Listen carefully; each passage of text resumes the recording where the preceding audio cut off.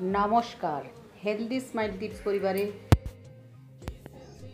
আজ যে বিষয়টি নিয়ে আপনাদের সামনে উপস্থিত হয়েছি তা হলো এখন চলছে শ্রাবণ মাস, অর্থাৎ শ্রাবণ মাস মানেই শিবের মাস।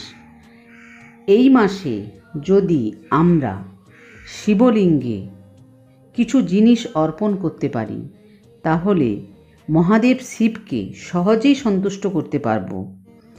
যারা আর্থিক সমস্যায় ভুগছেন, মানসিক সমস্যায় ভুগছেন এবং দৈহিক সমস্যায় ভুগছেন, আপনারা বাড়িতে ফ্রিজে বরফ জমান।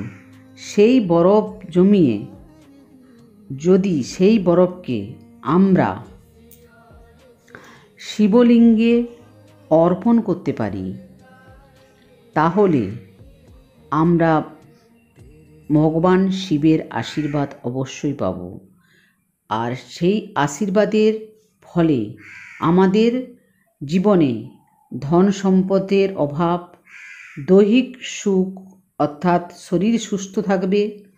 যারা মানসিক চিন্তার মধ্যে খুব থাকেন তারা তো এই কাজটি অবশ্যই করবেন। বরফ দিয়ে শিবলিঙ্গে যদি আপনারা শিবলিঙ্গ যদি দিতে পারেন তাহলে আপনাদের অনেক সমস্যা থেকে আপনারা বেরিয়ে আসতে পারবেন। তাই এই শ্রাবণ মাসে আপনারা শিবলিঙ্গে বরফ অর্পণ করুন। আজ এই পর্যন্ত। নমস্কার।